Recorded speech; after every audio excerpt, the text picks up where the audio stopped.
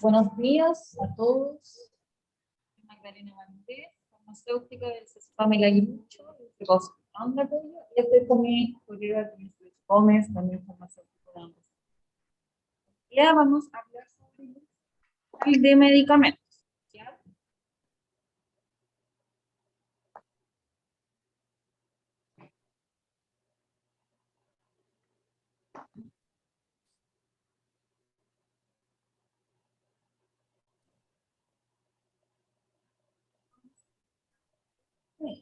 Ya, vamos a repasar durante esta charla.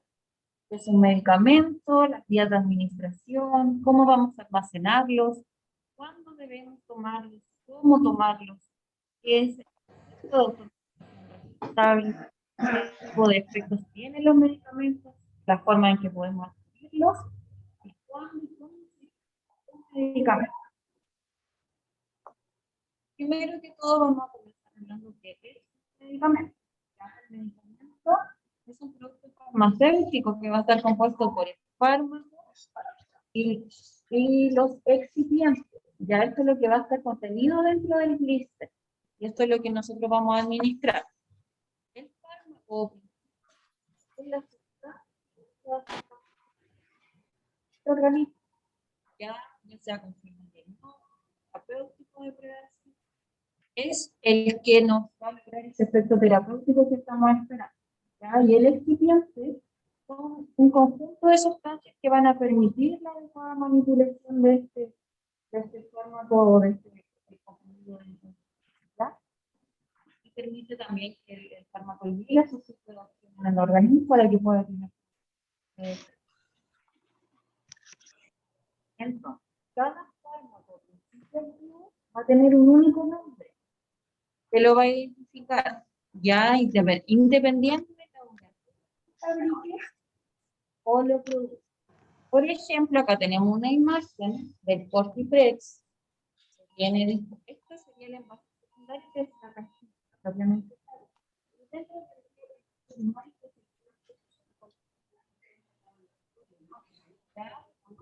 El nombre de Estoy segura. el nombre fármaco sería de 20 forma farmacéutica comprimidos de el nombre del laboratorio siempre sería el laboratorio y de administración poder administrar los medicamentos distintas vías, por ejemplo la vía oral. Era sobre eso, no sé dónde, te juro, Nieve, y yo estoy segura que fue en la farmacia cuando compré. Después me vine a comprar la sopitrona en la farmacia más, y ahí no me lo devolvieron. La vio al señor, no, aquí no hay nada, me dice. ¿Sabe? A lo mejor se me cayó. No, le digo, porque yo se lo pasé cuando... Vienen descritas en el enlace, lo que lo presenta. Donde queremos también. Principalmente. Oye, se escucha mal.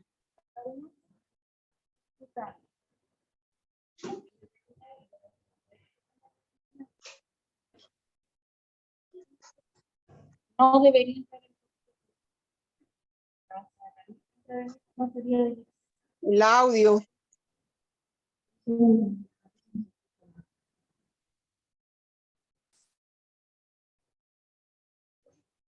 Está cuidado.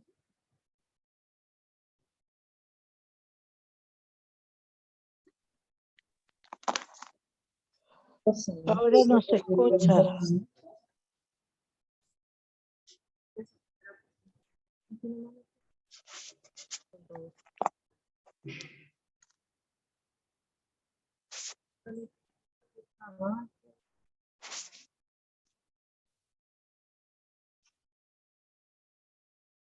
Pues vamos a hacer una pausa en la presentación. A través del chat están diciendo que la presentación se escuchaba mal. ¿Se sigue escuchando mal? A usted le escuchamos bien.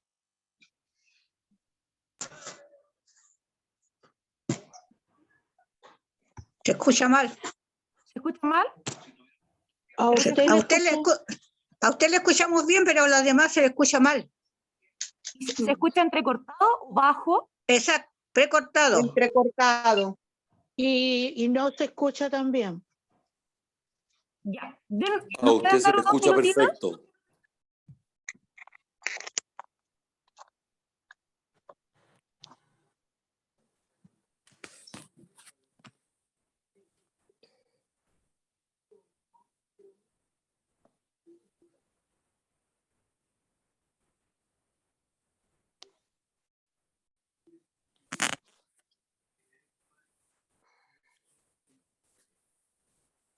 Nos esperan un segundo, estamos viendo el tema del internet y continuamos con la presentación.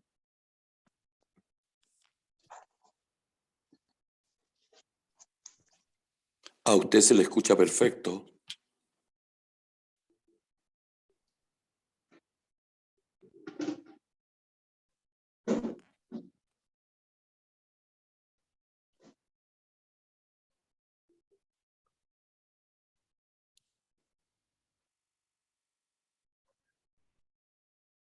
Hola, ¿cómo estás? ¿Me escucha mejor?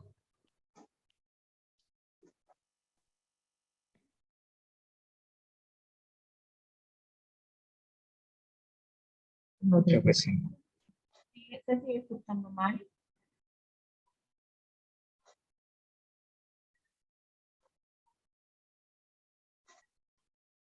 ¿Me escucha?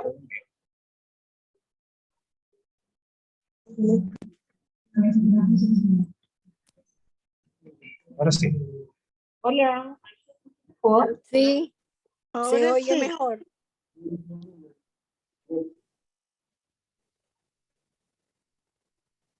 Si hablas ahora se marca. Debería estar Hola, ¿ahí se escucha mejor? Sí, se les escucha bien ahora. sube para saber si Ahí. Sí, les escucho. Por favor.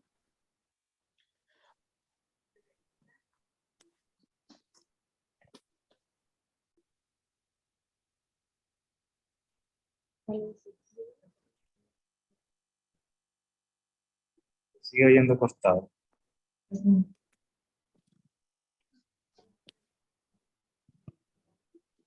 ¿Y no pueden hacer un enlace con el celular?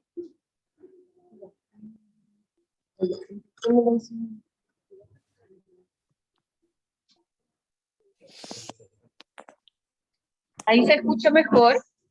Ahí se escucha bien. Ahí sí. Sí. Sí, le escucho bien. Ya. Vamos a compartir nuevamente.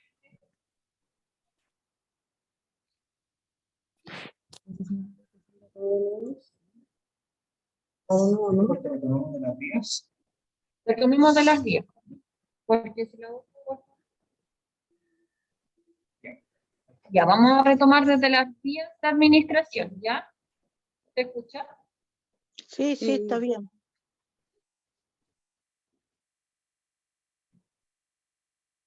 Ya. Las vías de administración. Vamos a administrar estos medicamentos. Tenemos la vía oral, a través de los comprimidos, cápsulas, lo que comúnmente más vemos a menudo cuando nos entregan los medicamentos, por ejemplo, en la unidad.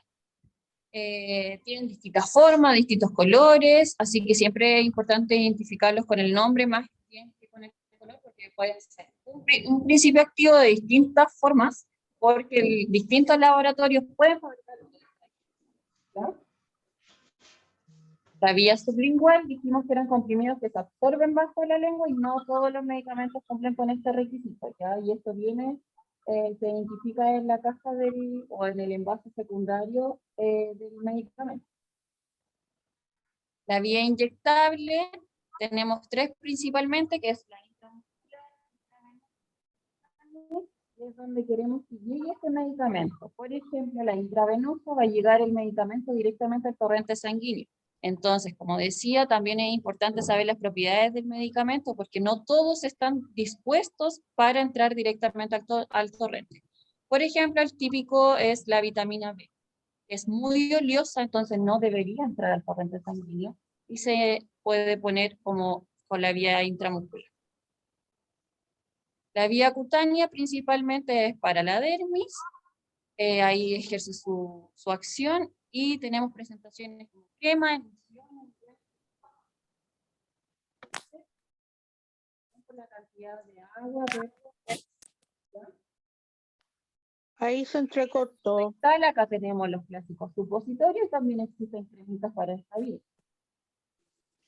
La vía oftálmica y óptica, tenemos colirios, que serían las gotitas, y ungüentos, que serían estas cremitas un poco más oleosas.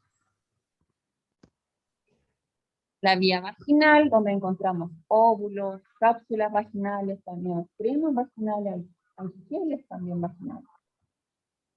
La vía inhalatoria, donde principalmente se representa por el uso de los inhaladores, ¿ya? Y esto también viene la importancia de usar la aerocámara, y después la Dani, si quiere, nos puede hablar de eso, nos puede apoyar con el uso de la aerocámara, ¿ya? Importante, la información relativa a la vía de administración siempre debe estar contenida en la caja, ¿ya? Cuando uno adquiere un medicamento, lo compra, o ya sea cuando se lo entregamos, debe decir por cuál vía se debe administrar. Y si tienes duda, por supuesto, consultar siempre con el médico o con el farmacéutico, y ahí podemos resolver. ¿Cómo debemos almacenar nuestros medicamentos? Debemos evitar principalmente dos factores, que son las altas temperaturas y la humedad. Por eso no es recomendable almacenarlos en el baño, por ejemplo, donde uno se baña y hay mucha humedad por el vapor del agua, las ventanas, donde el sol les llega directo a los medicamentos, o en la cocina, donde también encontramos altas temperaturas en nuestras casas, por ejemplo. ¿Dónde es recomendable almacenarlos? Puede ser en el dormitorio, en un lugar donde esté seco, libre de humedad y donde no ingrese el sol directamente. Si es que pudiésemos comprar, por ejemplo, un botiquín también, porque se pueden organizar de mejor manera también los medicamentos, y en un estante o repisa también podríamos almacenarlos. No es recomendable, como dije anteriormente, en el baño.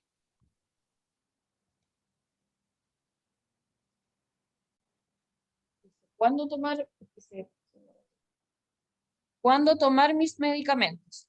Los medicamentos siempre deben ser indicados por un profesional prescriptor. ¿Quiénes son? Médico, odontólogo, odontóloga médica y matrona o matrón. ¿Ya? No pueden ser indicados por otro profesional que no sea prescriptor, y esto está regulado. ¿Cómo debo tomar mis medicamentos? Siempre debemos respetar las dosis, ya no tomar más de la dosis que nos indican ni menos, porque si no el efecto no lo vamos a tener. Se deben respetar también los horarios.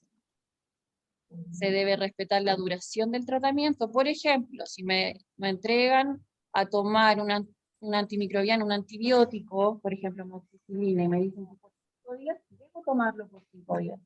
No se debe dejar el tratamiento antes, ya, porque uno podría generar resistencia. Y después ese mismo medicamento no me va a servir. La selección de un medicamento siempre considera muchas variables, y que eso lo puede identificar el profesional que lo está prescribiendo. Lo que me va a servir a mí no necesariamente le va a servir al vecino, a mi familia, a quien sea, ¿ya? Entonces esto siempre debe ser muy individualizado. Acá tenemos la presentación del voucher que se entrega en la unidad de farmacia, que correspondería a la receta. Ya es importante identificar siempre qué información nos entrega este voucher.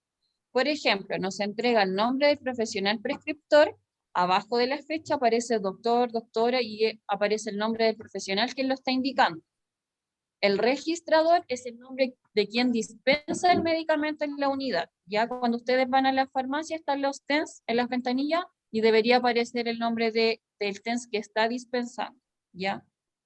Después viene la identificación del paciente con el RUT, el nombre y el tipo es el tipo de receta, ya sea de morbilidad crónica o si es un controlado, ¿ya? Y luego viene la indicación del tratamiento. Por ejemplo, acá, claritromicina 500 miligramos comprimidos, sería el nombre del medicamento. Luego viene la dosis, que sería un comprimido cada 12 horas por 14 días, que son dosis posología. Y las observaciones, generalmente se escriben cómo tomarlo, a qué hora tomarlo, si es en la noche, con agua, etc. ¿Qué es la automedicación responsable? En el fondo siempre estaba el concepto de no a la automedicación, pero creo que es mejor enseñar cómo podríamos medicarnos a no hacerlo, ¿ya? Porque no es malo siempre y cuando uno sea responsable y sepa lo que está haciendo. Estos medicamentos son los que se denominan OTC o son los de libre venta, que son generalmente los que se encuentran sobre las góndolas en las farmacias. No son muchos, es muy acotado el número de estos medicamentos, por ejemplo, un paracetamol, un antiácido, cosas así, ¿ya? No es otro tipo de medicamento más complejo. Y esto nos va a servir para la prevención, el alivio o tratamiento de síntomas y problemas comunes de salud sin la necesidad de recurrir inmediatamente al médico, siempre y cuando esto, por ejemplo, tengo fiebre, puedo tomar paracetamol, pero si la fiebre persiste, sí o sí debo asistir a un centro asistencial a que me evalúe un médico, ¿ya? No son para malestares que duren más de 3 días, por ejemplo. Si estoy con diarrea y no cede, sí o sí debo también asistir al médico. Por ejemplo, antiácidos, paracetamol, la vitamina. Siempre con precaución y siempre teniendo en claro que uno debe estar informado sobre lo que está administrando, ¿ya? ¿Qué tipos de efectos tienen los medicamentos? Principalmente encontramos los efectos deseados, que son los que cuando yo me administro el medicamento, me sirva para aliviar por lo que estoy pasando. Ya si es un dolor de cabeza, me sirve para aliviar el dolor de cabeza y ese sería el efecto deseado, o sea, me quita el dolor de cabeza. El efecto adverso es un efecto no deseado que se observa cuando se administra el medicamento a las dosis terapéuticas, es decir, me estoy tomando el medicamento a la dosis que sí corresponde, pero presento X malestar. Por ejemplo, amlodipino lo estoy tomando por mi hipertensión, pero se me empiezan a hinchar las piernas. Ya eso sí sería un efecto adverso que está asociado al medicamento y que además está documentado. Ya, si presenta algún efecto adverso a alguno de sus medicamentos, siempre hay que reportarlo lo antes posible al médico tratante, al químico farmacéutico o a cualquier miembro del equipo de salud del CESFAM, porque esto se notifica, ¿ya? La forma de adquisición de los medicamentos. Siempre hay que preferir el comercio formal o los establecimientos asistenciales. ¿Por qué? Porque esto sigue las reglas de la autoridad sanitaria, que en este caso sería el Instituto de Salud Pública. Esto nos dice que los medicamentos, o que se garantiza que los medicamentos son eficaces, de calidad y seguros. Ya no hay que comprarlos, por ejemplo, en la feria. Podría ser un medicamento que sí esté en buen estado, pero no sabemos las condiciones de almacenamiento, no sabemos si es que están vencidos o no, si es que están alterados, no desconocemos esa información. ¿Cuándo vamos a eliminar el medicamento? Los medicamentos deben eliminarse en dos condiciones principalmente. Cuando ya están vencidos, ya siempre por eso es importante identificar la fecha de vencimiento del medicamento. Y cuando sobra medicamento de un tratamiento. Esto suele suceder generalmente con antibióticos, que podrían sobrarnos algunos, porque las cajas vienen no fraccionadas, sino que vienen como tratamiento con muchos comprimidos y el tratamiento puede ser de 5 días. Entonces ahí nos podría sobrar. Ya, y si es que está vencido o no sabemos la fecha de vencimiento, es mejor eliminarlo. Incluso los jarabes también, una vez abiertos, las gotitas de los ojos también, cuando se termina el tratamiento es mejor eliminarlas, porque pierden estabilidad y finalmente si es que las volvemos a utilizar podríamos tener una infección. Y al final eso es contraproducente y no nos va a servir. ¿Cómo se eliminan los medicamentos? Podemos eliminarlos en nuestro hogar de las siguientes maneras. Basura domiciliaria. Ya, principalmente las formas farmacéuticas sólidas y otras formas farmacéuticas también. Por ejemplo, tengo el caso acá de los comprimidos y las cápsulas. Los comprimidos podemos desblistear, que es sacarlo de cada alveolo, ya abrir el comprimido y podemos molerlo y mezclarlo en la basura domiciliaria. Y la cápsula podemos desencapsular, abrir la cápsula y también se mezcla con la basura domiciliaria. Esto en el fondo también se realiza para evitar que otra persona pueda sustraer este medicamento y darle mal uso. Ya también se hace por eso. El alcantarillado también es una forma, ya se puede porque el país lo permite en el sentido de que tenemos este sistema de aguas que sabemos que no se va a contaminar. Ya, pero por lo general es más recomendable la basura domiciliaria. Acá se pueden formas farmacéuticas sólidas, líquidas y otras formas farmacéuticas también. Y los cortopunzantes, sobre todo para los usuarios que utilizan insulina, la aguja y los frascos de insulina, como es material cortopunzante, es recomendable dejarlos guardaditos dentro de una botella, porque después si los eliminamos solitos, el que vaya a sacar la basura se podría cortar, por ejemplo. ¿Ya? Entonces, para evitar ese tipo de riesgo. Importante también tachar la información del envase, ya que no quede ninguna información disponible y que se elimine por completo el medicamento. Y eso. Ya por ahora.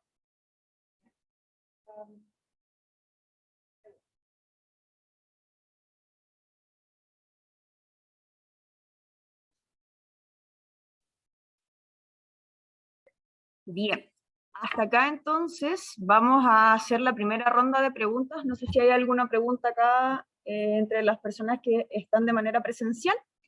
La vamos a realizar y yo la repito para que la puedan escuchar, en la casa. No necesario. Ibuprofeno. No entendí, que no escuché bien qué producía cuando se tomaba demasiado, o sea, cuando se seguía tomando o sin prescripción médica. Ya. Tenemos la primera pregunta acá. Entonces, la señora Mirta nos está preguntando qué ocurre cuando tomamos ibuprofeno, ¿cierto? De manera constante. ¿Sí? De manera constante. He escuchado que la gente de repente no tiene sueño, o sea, le cuesta dormir, y se toma, no, pero toma tu ibuprofeno, y vas a dormir inmediatamente. Ya. Entonces también la pregunta es si el ibuprofeno tiene alguna relación con el dormir bien, con el sueño. O sea, estoy preguntando por qué no te... Ya. Ok.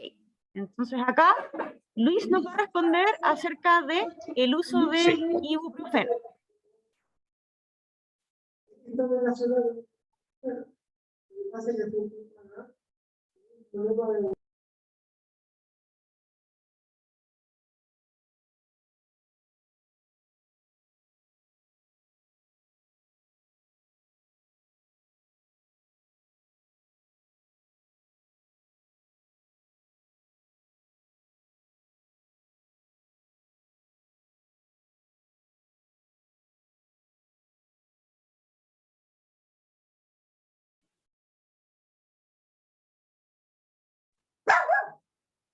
No se escucha.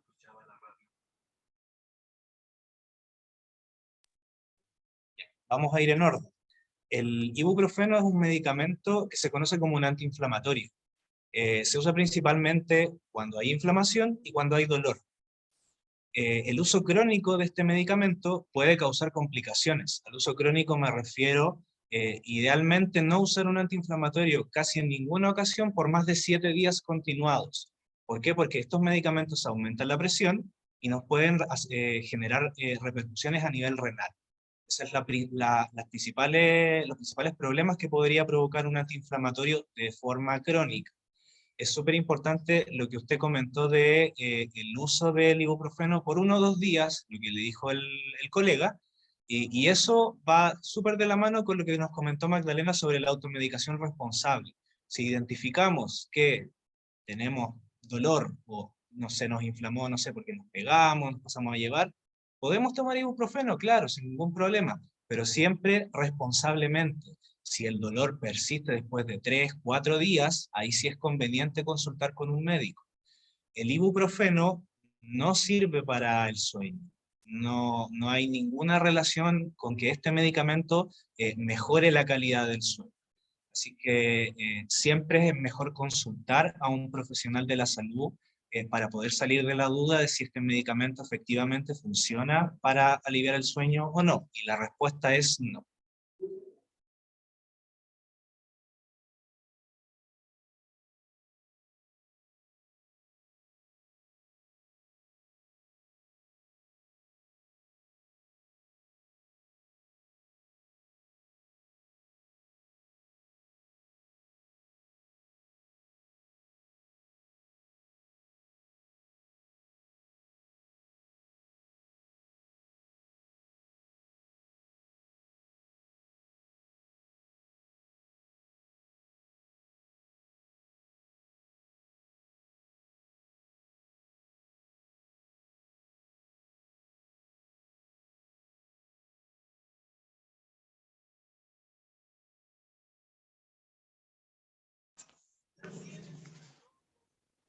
No se escucha.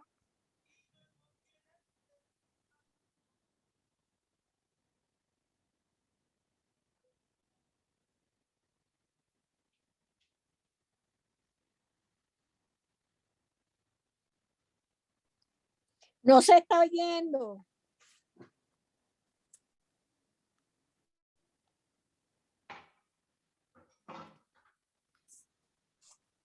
No se escucha.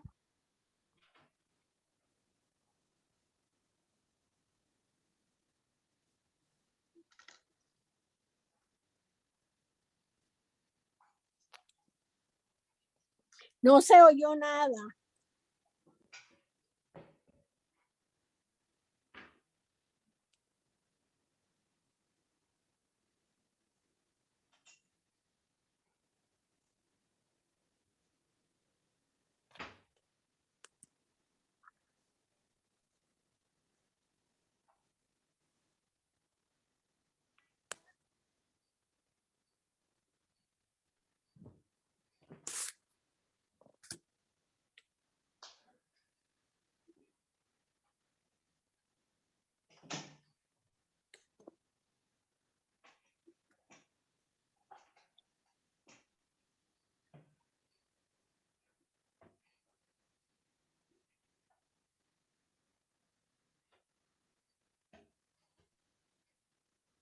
Con respecto al uso del paracetamol, quisiera saber para qué lo está utilizando.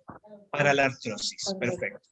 El paracetamol es el mejor analgésico a utilizar y es muy seguro, es un medicamento muy seguro porque la dosis tóxica, es decir, la dosis que nosotros deberíamos tomar para que ya nos produzca efectos adversos, va alrededor de los 5 o 6 gramos, es decir, serían 2, 4, 6, 2 cada 8 ya son 3 gramos. Entonces 2 comprimidos cada 8 horas, es decir, 2 comprimidos 3 veces en el día, son 3 gramos. El doble de eso ya puede producir efectos tóxicos. Es decir, el paracetamol es un medicamento seguro y es un medicamento que se utiliza como terapia base en la artrosis.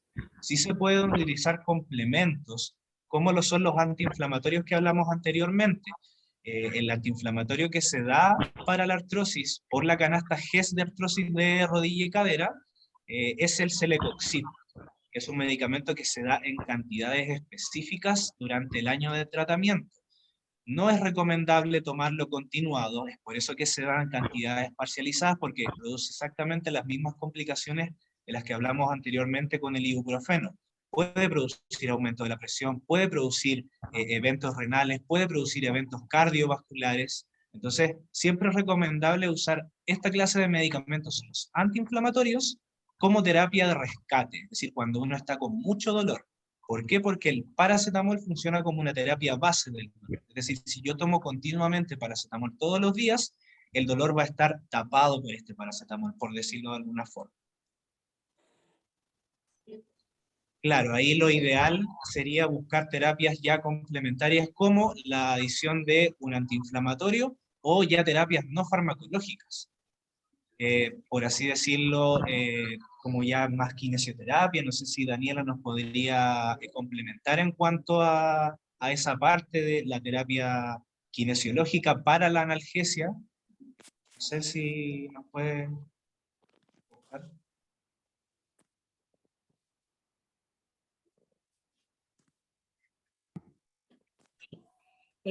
Respecto al tratamiento de la artrosis, si bien tenemos un tratamiento que es el farmacológico, ¿cierto?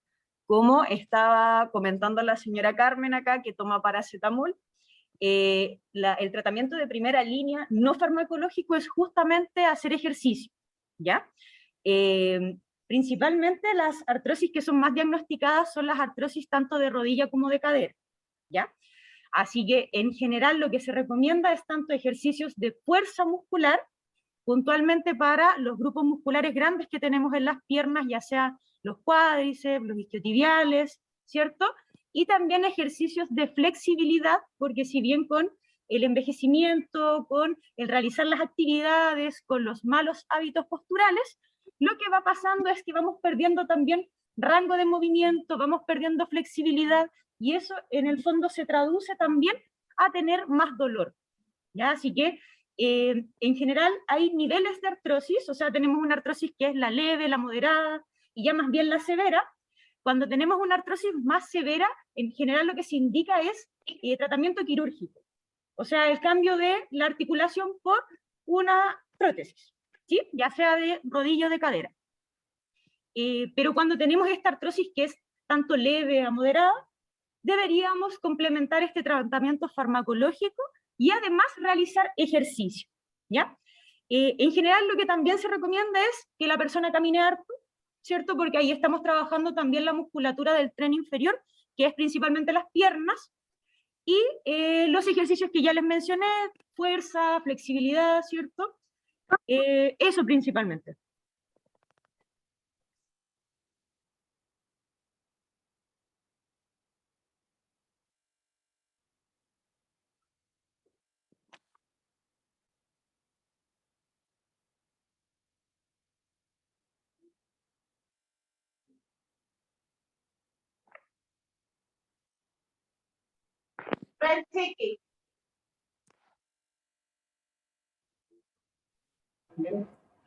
Bien, y la segunda pregunta de la señora Carmen tenía que ver entonces con el hipotiroidismo, ¿cierto? Y el uso de la levotiroxina, ¿sí? Así que eso es lo que van a responder ahora los chicos. Bueno, lo que preguntaba la señora Carmen es que si el médico puede solicitar alguna especie de autorización para que esto sea visto por un endocrinólogo. La patología de hipotiroidismo se va controlando con exámenes de sangre, y estos exámenes de sangre lo que evalúan es el valor de TSH, que es la hormona que regula la tiroides. Esto se tiene que hacer de forma regular y se tiene que ajustar hasta que el valor de TSH esté dentro del rango, y eso lo puede hacer un médico general, no necesariamente lo tiene que hacer un endocrinólogo. Sí se deriva a endocrinólogo cuando hay casos más complejos. De casos más complejos, por ejemplo, de tumores a nivel tiroideo o hipertiroidismo, que es, es la otra patología que se genera en la tiroides. No sé si le respondí su pregunta.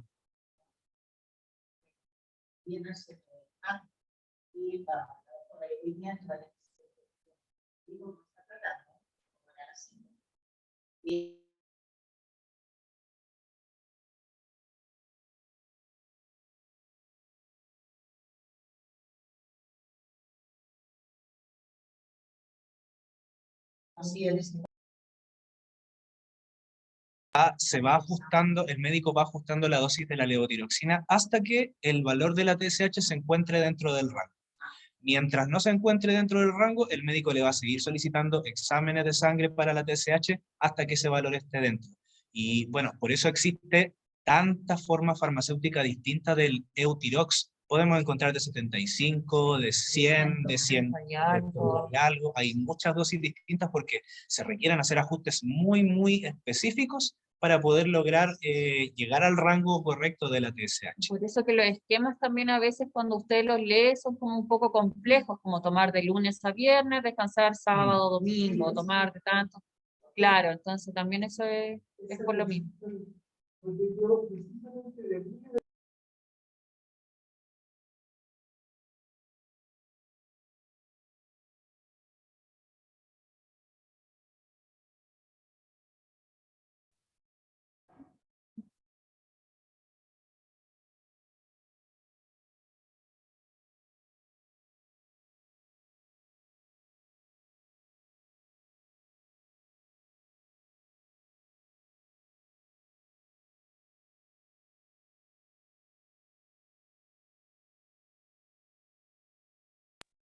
Entonces la pregunta fue, ¿por qué a veces se dan esquemas de el Eutirox, conocido como principio activo la levotiroxina?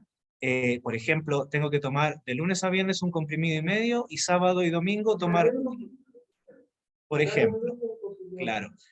Lo que hacen los profesionales médicos cuando obtienen el valor de TSH, que es lo que nos indica si es que la tiroides está funcionando de forma correcta o no, con ese valor de TSH ellos calculan una dosis semanal de levotiroxina a administrar, y con esa dosis semanal se tiene que repartir la dosis del lunes a domingo.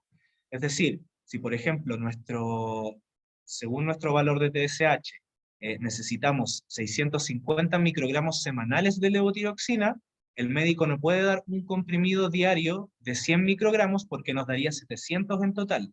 Entonces lo que tiene que hacer es dar un comprimido de lunes a sábado para hacer los 600 y medio comprimido el domingo para hacer los otros 50. Se hacen ajustes de esa forma porque, como lo habíamos comentado anteriormente, es bien minucioso el tema de poder llegar al valor correcto de la TSH para que nuestra tiroides funcione de forma correcta.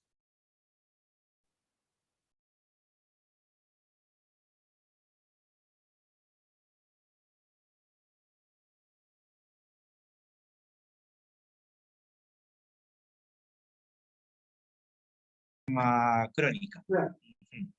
Y además que en nuestro centro tenemos solo 2 presentaciones, ya que la de 50, que igual está restringida para cierto tipo de pacientes, por ejemplo, adultos mayores, que les cuesta más fraccionar el medicamento, y la de 100. Entonces, por eso también a veces nos vemos más limitados con el tema de las dosis, ya no así como cuando ustedes lo adquieren en las farmacias privadas o comunitarias de cadena o populares, que hay más cantidad de presentaciones, ¿ya?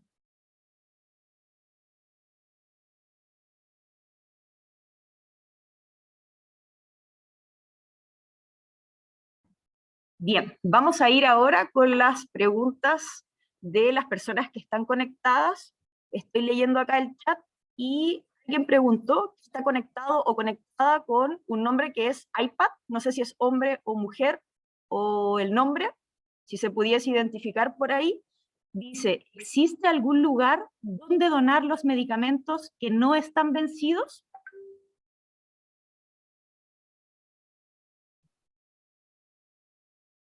Eh, bueno, siempre es recomendable eliminar los medicamentos que no vamos a utilizar, porque no necesariamente un medicamento que a mí me hizo bien le va a funcionar a otra persona. Hay hogares que reciben los medicamentos, pero no es lo más correcto, porque, como lo comenté anteriormente, quizás a las personas que están en los hogares, que hay veces que tienen condiciones de salud un poco más complejas, no les va a servir el medicamento que estuve tomando anteriormente. Sí es recomendable eliminarlo, pero para eso tampoco lamentablemente tenemos muchos puntos de eliminación de medicamentos. Tengo conocimiento de que hay un punto en Las Condes que desconozco si está funcionando actualmente, que es un contenedor especial para medicamentos, pero si no está esa opción, siempre está la opción de eliminarlos por nuestra basura domiciliaria, como lo explicó Magdalena en la presentación.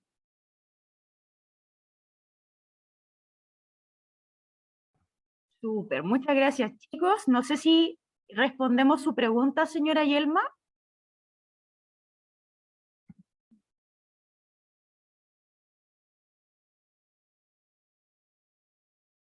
Si por ahí nos puede hacer algún gesto o escribirnos por el chat. ¿Me escucha? Sí, ¿la escuchamos?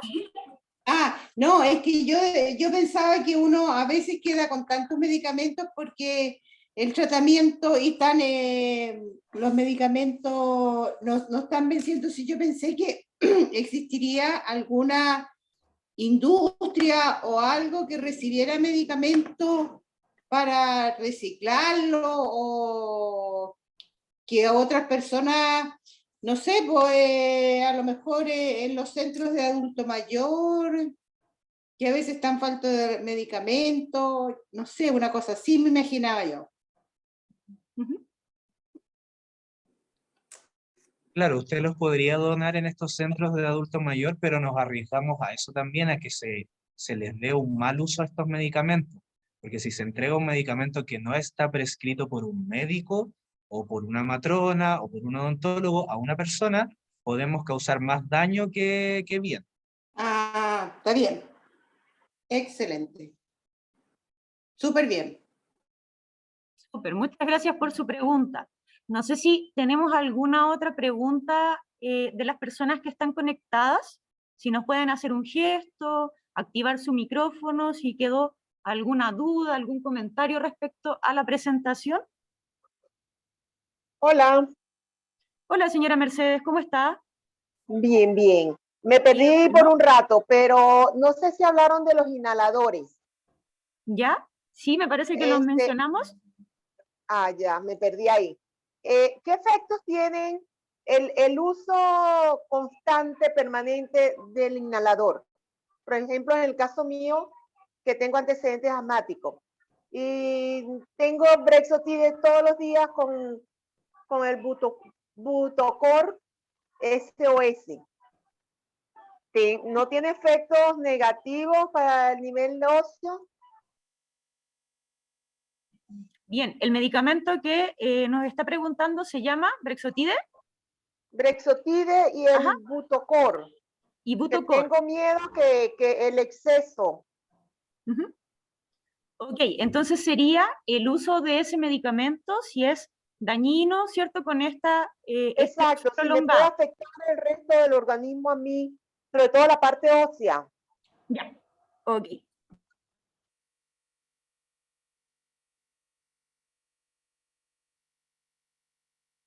Ya, si no estamos, por ejemplo, evaluando periódicamente en los controles de Salaera, por ejemplo, y nos dan esta indicación, no está mal el uso continuo, porque en el fondo nosotros tenemos una patología de base, ya sea asma, EPO. Ya, el tema con el Brexotide es que tiene un corticoides, y ese corticoides, si es que no realizamos la inhalación como se debe, por ejemplo, el uso de la aerocámara o de lavarnos la boca después de usarlo, podría ocasionar hongos. ¿Ya? Eso sería como lo más riesgoso del uso a largo plazo o corto plazo de ese tipo de medicamentos por el uso del corticoide. ¿Ya? Entonces, por eso siempre es recomendable que se lave la aerocámara, porque además las partículas se van adhiriendo en la aerocámara y eso hace que tengamos mayor concentración del medicamento. De hecho, cuando se entrega la aerocámara, igual aparecen instrucciones de lavado, ya hay cómo almacenarlas. Y limpiarse la boca también es recomendable después de la inhalación con este tipo de medicamentos. Luis, creo que va a agregar algo más. O sea, Magdalena dijo todo, pero igual recalcar mucho en el tema de los controles en sus patologías respiratorias, porque la patología respiratoria puede ir evolucionando, ya sea de forma favorable o desfavorable, y siempre va a ser necesario realizar ajustes en la cantidad de puff que uno se aplica al día. Lo otro muy importante que, bueno, no se mencionó en la presentación, pero que sí estaba de la mano con la eliminación de medicamentos, es que los inhaladores generan residuos, y es la parte plástica con la parte metálica que contiene el medicamento que se tienen que eliminar de una forma especial. La parte metálica, que se llama canister, se tiene que eliminar también en botellas plásticas. ¿Por qué? Porque contiene medicamento. Todo producto que contenga medicamento se denomina como residuo peligroso. Y esto tiene que ser eliminado de forma distinta al resto de la basura. Podemos agarrar una botella plástica de boca ancha e ir agregando todos los canister ya usados que tengamos, y eso poder etiquetarlo como residuo peligroso, cerrar bien la tapa y botarlo a la basura. ¿Por qué? Porque como estos canister vienen con propelente y están sellados al vacío, si se genera un golpe por ejemplo, en este canister, podría, aunque es muy complicado, podría generar alguna especie de explosión. ¿Por qué? Porque tiene un propelente. Entonces, por eso igual es importante eliminarlos de forma correcta.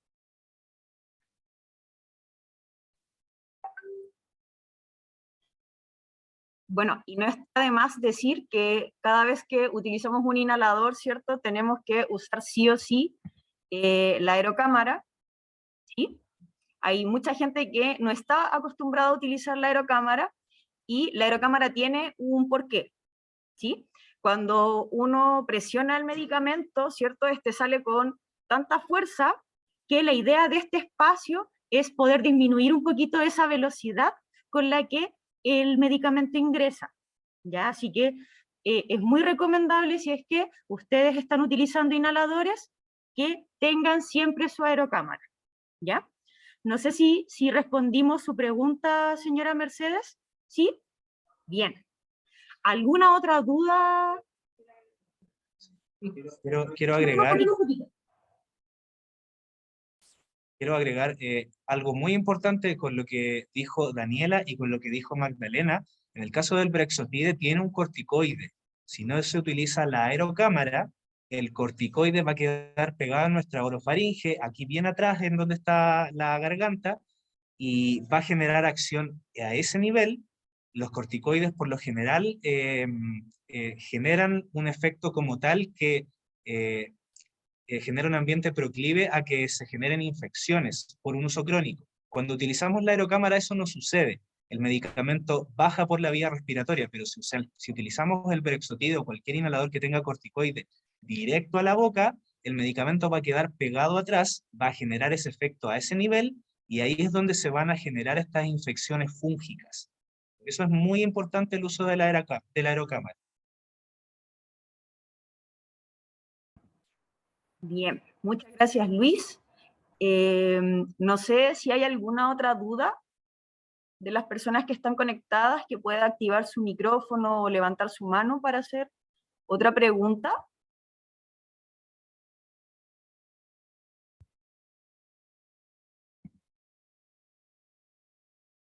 Parece que no.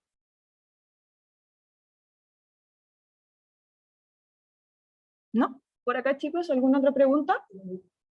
Por ejemplo, un medicamento que no sé si es homeópata o alópata, el Paltomiel. Entonces, hace poco tuve un problema de la garganta y comencé a tomar pastillas. Y comencé a decir, esto es antes de tener una infección, probablemente uno tiene inflamable. Cuando ya aparece la infección, ya realmente ya hay que consultar un médico complicado. Pero me ayudó, ¿es homeópata o alópata el Paltomiel? Parece que es homeópata. Por acá nos están consultando acerca del medicamento que se llama Paltomiel, ¿cierto? ¿Cuál es su origen en el fondo? Si es homeópata o alópata. ¿Ya?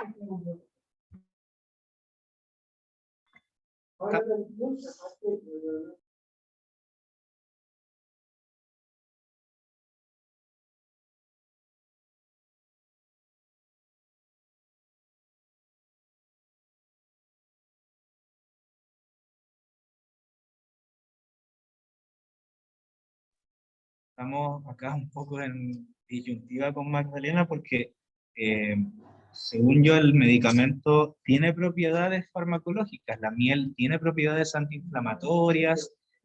Lo otro que se usa el otro componente que tiene el Paltomiel es la palta, pero tengo entendido que es como un tipo de palta molido que se le adiciona miel y que esto genera un jarabe. Y eso tiene propiedades expectorantes y propiedades antitusivas.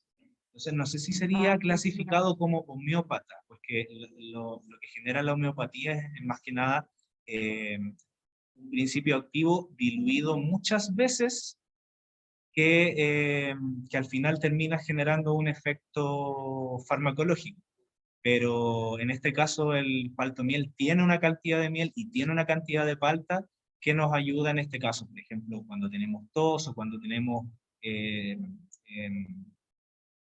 dolor a nivel respiratorio, nos ayudaría en este caso para la expectoración o para aliviar la tos. Pero por días también, tratamiento agudo, 5 Claro, días, claro. 3 días más no. Sí. Por ejemplo, para un resfrío que nos afecte las vías respiratorias, serviría el paltomil. Es importante igual evaluar nuestros antecedentes mórbidos, por ejemplo, si yo soy diabético, el jarabe es un compuesto que está hecho con azúcar. Entonces ahí no estaría tan recomendado si es que yo soy diabético, o ver ahora que hay distintas presentaciones que vienen con algún componente que viene en reemplazo de la típica azúcar. Entonces también eso es importante evaluar.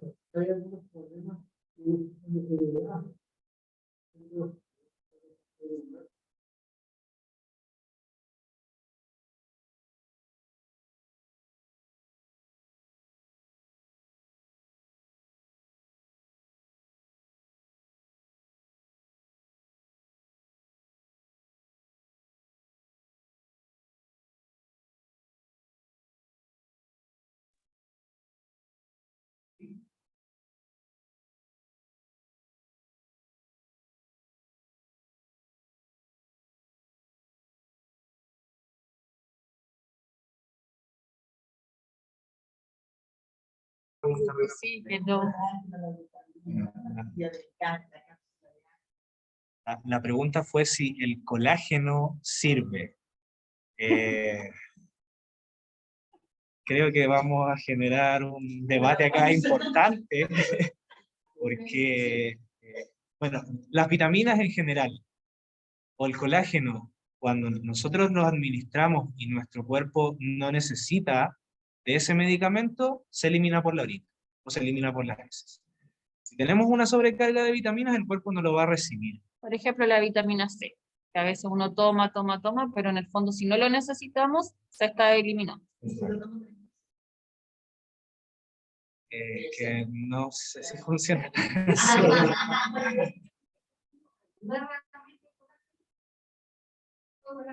Mire, como opinión personal, no. Yo no gastaría dinero en colágeno. Hay estudios que no lo respaldan. Sí. Yo quería preguntar por el rango.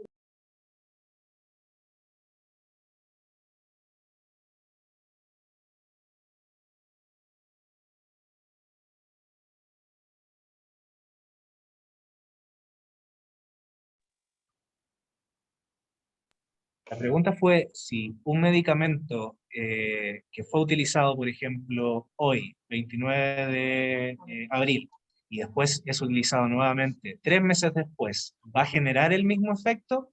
La respuesta es siempre y cuando la fecha de vencimiento esté vigente. Si la fecha de vencimiento dice, por ejemplo, que vence este medicamento en diciembre del 2022, sí va a funcionar. Si pasamos de esa fecha de vencimiento, el laboratorio de ese momento en adelante, de esa fecha en adelante, no certifica que el medicamento va a generar su efecto de forma correcta. Por eso es mejor eliminar un medicamento vencido. Pero si el medicamento está vigente, va a ser el efecto correspondiente. Y dependiendo también para qué lo está tomando. Porque si un antibiótico, por ejemplo, es mejor evaluarlo nuevamente, porque tal vez si no, ya lo tomamos, si no nos hizo el efecto, tendríamos que evaluar si es que necesitamos otro. Dependiendo del medicamento, sí, pero sí se puede. La pregunta acá fue si uno se puede intoxicar tomando medicamentos vencidos. La respuesta es, depende del medicamento. Hay medicamentos que por estar vencidos no van a generar ningún efecto, y hay otros medicamentos que por el hecho de estar vencidos van a generar metabolitos tóxicos. Y esos metabolitos tóxicos, si los tomamos, nos vamos a enfermar. Uno de estos ejemplos es el paracetamol. Si tenemos paracetamol vencido, por favor, eliminarlo. Sí. Sí.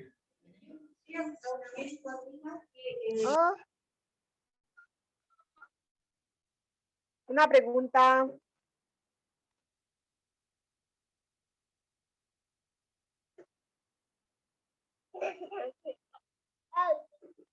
Hola. ¿Me escucho?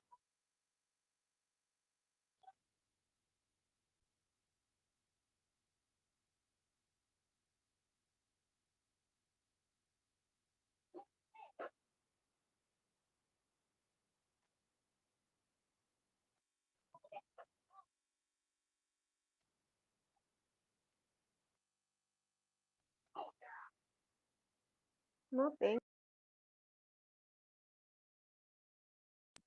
Acá se ve bien poco, pero siempre el medicamento debería especificar el lote de fabricación, que es un número interno que maneja el laboratorio, la fecha de elaboración y la fecha de vencimiento.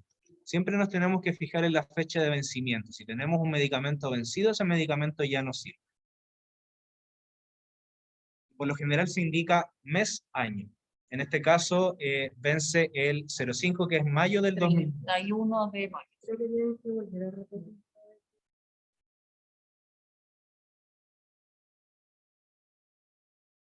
Dentro del periodo.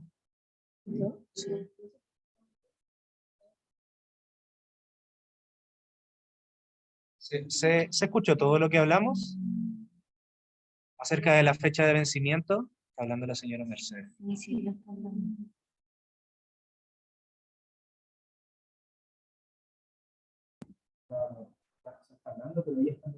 Sí. Estábamos preguntando, chicos, si se escuchó la respuesta. Si me pueden hacer con la manito. ¿Sí? La señora Mercedes, vimos que estaba también hablando. No sé si tiene alguna otra duda. Está con el micrófono apagado ahora. Tiene que activarlo.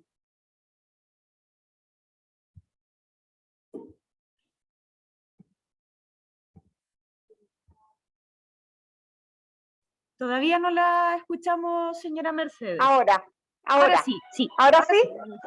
Ok. Voy a retomar el tema del colágeno. ¿Ya? La aclaratoria Queremos generar conflicto hoy día. Sí, pues, eso es algo muy importante hoy día. Bien, bien. ¿Cómo es eso? Que está de más uno ponerse colágeno. Ya, ¿quiere que ¿Me toquemos el podría tema? aclarar? Ajá. Sí, pues, cómo del no, a nuestras colágeno, edades ¿por qué ya está hace de más? falta. Ajá. Ok, vamos a generar conflicto acá y vamos a cederle la palabra a los chicos entonces.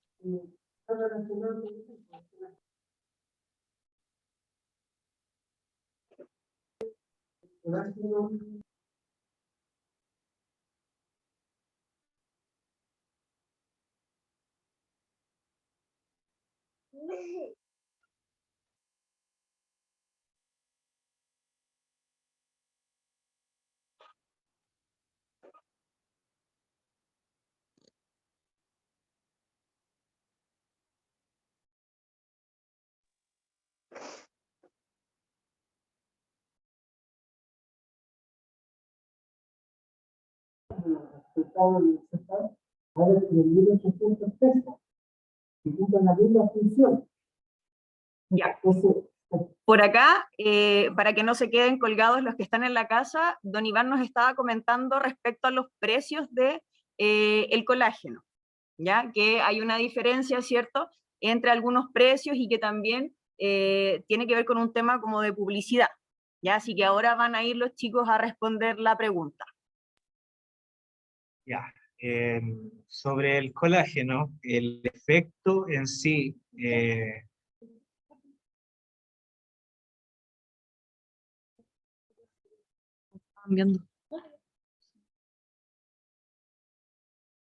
los efectos de los medicamentos se comprueban con estudios clínicos.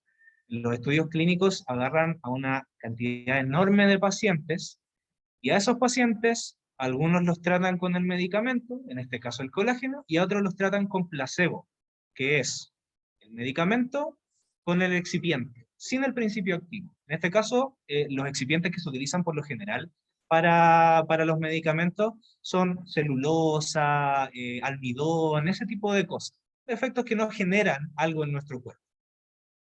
Entonces se ha comprobado que en estos estudios clínicos el placebo con el colágeno tienen exactamente el mismo efecto. Y esto se traduce en que el colágeno no tiene ningún efecto. Sí puede tener un efecto a nivel local. Por ejemplo, se aplica como a nivel local el colágeno en tratamientos capilares, en crema. Eso sí está de la piel, pero tomar colágeno, no tiene ningún efecto. Y sobre la pregunta de don Iván, bueno, lamentablemente en Chile está esa diferencia abismal de precio, y es más que nada porque falta regular el tema del precio de los medicamentos, o sea, falta que se siga avanzando en la ley de fármacos, porque al final los laboratorios colocan el precio que ellos estiman convenientes y no hay ninguna legislación, ningún control en cuanto a eso. también por la oferta y demanda. Si la demanda es alta y la oferta es poca, porque a veces también hay problemas con la producción, van a tender a subir los precios. Cuando, oye Luis, ¿sí? Son medicamentos igual más complejos de la... Tener en cuenta que acá en Chile no se crea ningún principio activo, nada, nosotros todo lo traemos de afuera, ya, y si es que de afuera está un poco más limitado el tema, acá igual va a costar la producción, ya, toda la materia prima viene de afuera.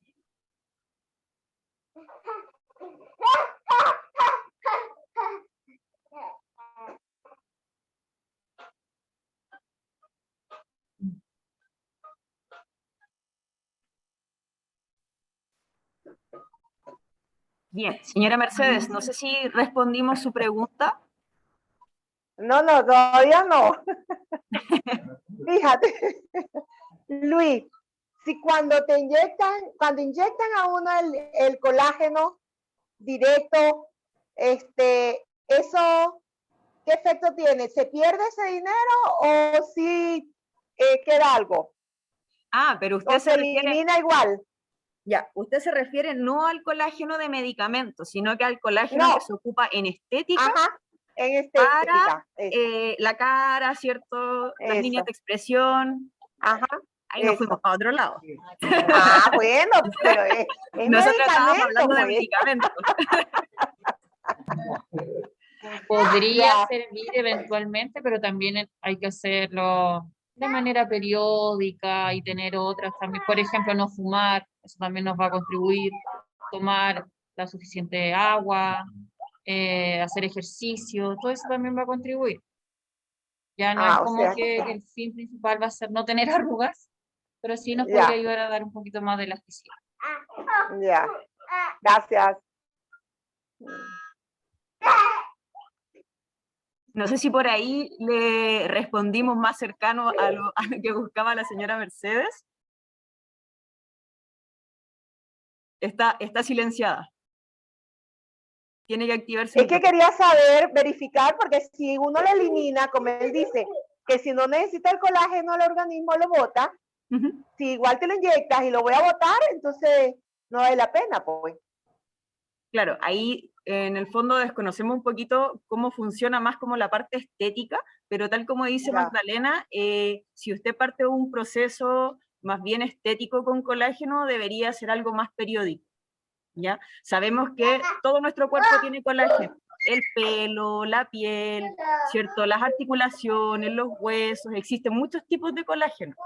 Entonces, si nosotros nos estamos inyectando colágeno, en el fondo es algo externo, no es algo que nosotros estamos produciendo. Entonces, tal como le respondió Magdalena, es algo que se debe hacer de manera periódica.